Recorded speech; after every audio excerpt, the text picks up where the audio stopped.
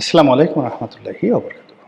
সম্মানিত দর্শক, ইরান এবং আমেরিকার যুদ্ধ এখন প্রায় সমাপ্তির পথে। এই যুদ্ধে ইরানের যে বিজয় এটি দৃশ্যমান। অলৌকিক যদি কোনো ঘটনা না ঘটে, কোনো দুর্ঘটনা না ঘটে কিংবা এখানে যদি পরমাণু বোমার বিস্ফোরণ না ঘটানো হয়, তাহলে যুদ্ধের যে গতি প্রকৃতি সেই গতি প্রকৃতি আজকের দিন পর্যন্ত পরিপূর্ণভাবে ইরানের পক্ষে। ইরানের সবচেয়ে বড় সফলতা হলো ইরান তার জনগণের মধ্যে জাতীয়তাবোধ জাগ্রত করতে পেরেছে। যেভাবে ইমাম Ayatollah Khamenei, Ayatollah Ruhullah Khamenei, the first ইমাম, তো তিনি সেই ৮০-র দশকে ক্ষমতা লাভ করার পরপর আমেরিকার সাথে যে দ্বন্দ্ব এবং সংঘাতে জড়িয়ে পড়েছিলেন, যেভাবে তেহরান বিশ্ববিদ্যালয়ের যারা ছাত্র হঠাৎ করে আমেরিকান দূতাবাস আক্রমণ করে সেখানে সমস্ত দূতাবাস কর্মীদেরকে যেভাবে তারা জিম্মি করে ফেলেছিল, এবং সেটি নিষ্পত্তি সেটি শক্তি প্রয়োগ করে আমেরিকা যে আক্রমণ চালিয়েছিল এবং সেই আক্রমণে তারা যেভাবে পরাজিত হয়েছিল, পরাজিত হওয়ার পরে যেভাবে ইরানের হাতে পায়ে ধরে সেই বন্দীদেরকে মুক্ত করেছিলেন, এবং মুক্ত করার পরে যে আমেরিকান সরকারের তৎকালীন যে সরকার এই জিনিসটি হ্যান্ডেল করতে না পারার কারণে, অত্যন্ত ভদ্রলোক ছিলেন সেই জিমি কার্টার, ছিলেন তখন প্রেসিডেন্ট। তো প্রেসিডেন্ট জিমি কার্টারের পরাজয় হয়েছিল, আর সেই জিমি কার্টারের পরাজয়ের পর রোনাল্ড রিগান ক্ষমতা এসেছিলেন। পরপর দুটো ঘটনা, একটা হলো এই যে হোস্টেস ক্রাইসিস, এরপর আরও বেশ কয়েকটা ক্রাইসিস হয়েছিল, এবং সেই ক্রাইসিসের মধ্যে আর একটা ক্রাইসিস ছিল ইরান কন্ট্রাক্ট কেলেঙ্কারি, এবং সেখানেও ইরানের সাথে পর্দার আড়ালে নেগোসিয়েশন করতে গিয়ে আমেরিকাকে একটা বিরাট ক্ষতিপূরণ দিতে হয়েছিল। এই যে গোপনে অস্ত্র বিক্রি করে, কন্ট্রা বিদ্রোহীদের কাছে, ল্যাটিন আমেরিকার কন্ট্রা বিদ্রোহীদের কাছে অস্ত্র বিক্রি করে সেই অস্ত্রের টাকা আবার ইরানকে দেওয়া হয়েছিল, এবং সেই কলঙ্ক যখন প্রকাশিত হয়েছিল সেটা কন্ট্রা কেলেঙ্কারি হিসেবে বিবেচিত হয়েছিল। ফলে আয়াতুল্লাহ রুহুল্লাহ খামেনির পুরো জামানাতে প্রেসিডেন্ট রোনাল্ড রিগান এবং জিমি কার্টার এই দুজন যেভাবে ইরানের কাছে নাস্তা নাবুদ হয়েছেন, তার চেয়ে ১০০০ গুণ বেশি নাস্তা নাবুদ হওয়ার পর্যায়ে এখন ডোনাল্ড ট্রাম্প পৌঁছে গেছেন। বিভিন্ন অ্যাঙ্গেল থেকে, বিভিন্ন মাধ্যমে ডোনাল্ড ট্রাম্প এবং নেতানিয়াহু তারা চেষ্টা করছেন যে ইরানের সঙ্গে একটি সমঝোতা করার জন্য। ইরান সমঝোতা তো দূরের কথা, ইরান যে সকল শর্ত, ৩টি শর্ত দিয়েছে। প্রথম শর্ত হলো যে এই যুদ্ধে ইরানের যে ক্ষয়ক্ষতি হয়েছে তার পরিপূর্ণ ক্ষতিপূরণ দিতে হবে, ১। ২ নম্বর হলো এই ধরনের যুদ্ধ আগামীতে আর হবে না, এই ধরনের একটা গ্যারান্টি জাতিসংঘের পক্ষ থেকে এবং আন্তর্জাতিক কমিউনিটি যারা নেগোশিয়েট করবে তাদের পক্ষ থেকে গ্যারান্টি থাকতে হবে। থার্ড হলো ইরানের উপর যে সকল নিষেধাজ্ঞা রয়েছে সেই নিষেধাজ্ঞা সব কিছু উঠিয়ে নিতে হবে। Can you imagine? ডোনাল্ড ট্রাম্পকে যদি তার নিজের বর্জ্য নিজের মুখে খেতে বলা হয়, এটা তার জন্য যেমনি অপমান, ইরানের এই শর্তগুলো এই মুহূর্তে তার জন্য পালন করা অপমান। দ্বিতীয়ত হলো এখন ভঙ্গুর অর্থনীতি, ইসরায়েলেরও সব কিছু শেষ হয়ে গেছে।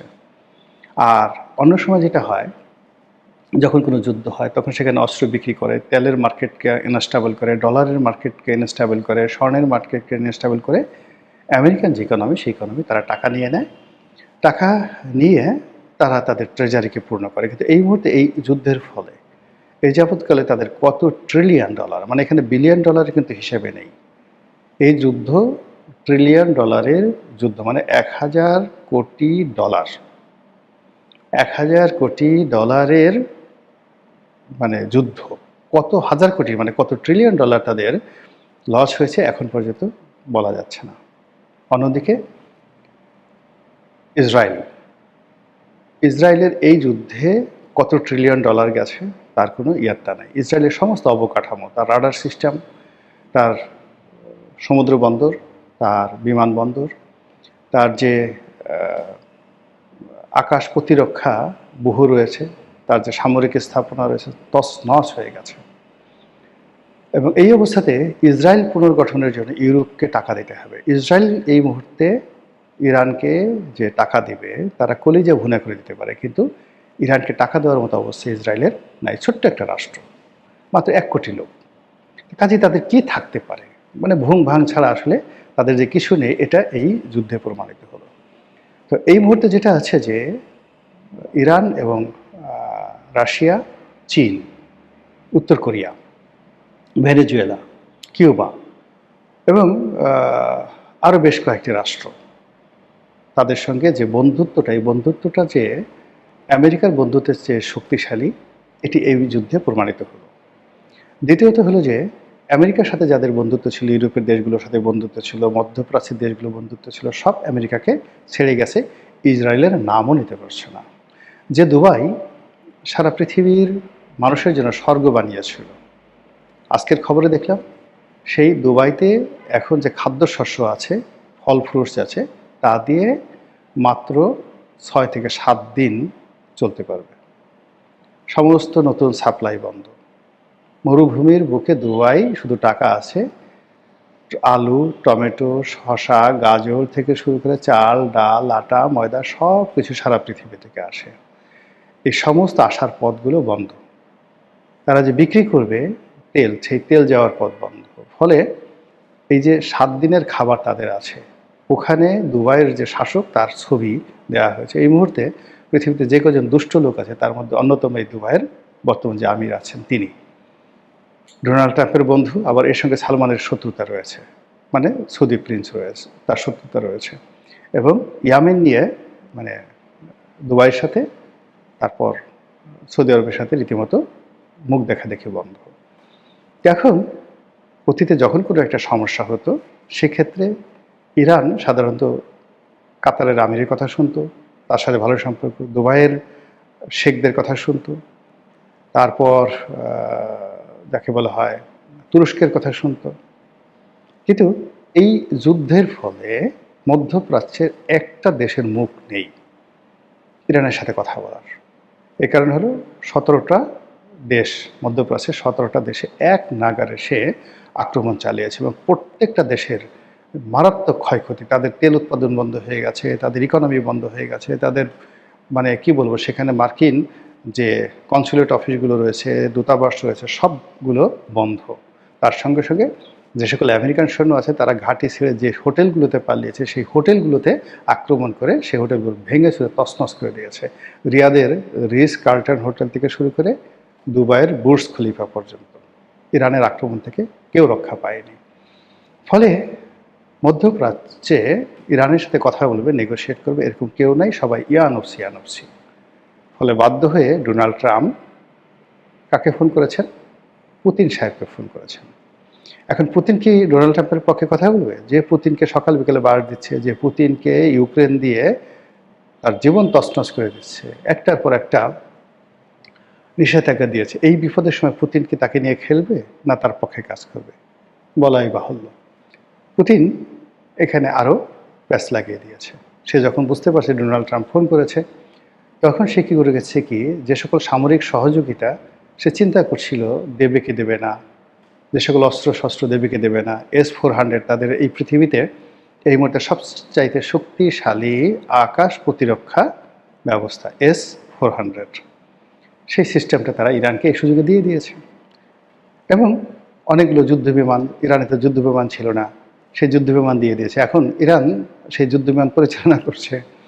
তারপরে ইরানের যে শাহেদ ড্রোন আছে, শাহেদ ড্রোন 1, 2, 3 এবং সর্বশেষ ড্রোন 11, 1 সেগুলোতে তারা আক্রমণ চালাচ্ছে।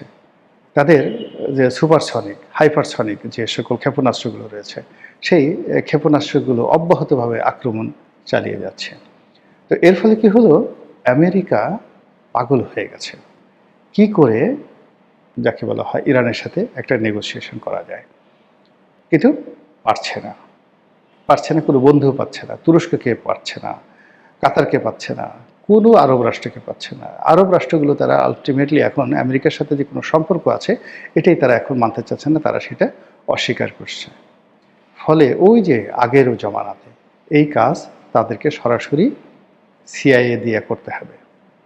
একতরফা যুদ্ধবিরতি ঘোষণা করে তাদের পররাষ্ট্রমন্ত্রী বা প্রতিরক্ষা মন্ত্রী এবং সিআইএর প্রধানকে তেহরান পাঠাতে হবে এবং যাকে বলে নাকে খত যাকে বলা হয়, 2 হাত জোর করে ইরানের ধর্মীয় নেতার পায়ের কাছে বসতে হবে, পায়ের কাছে বসতে হবে, চেয়ারেও নয়।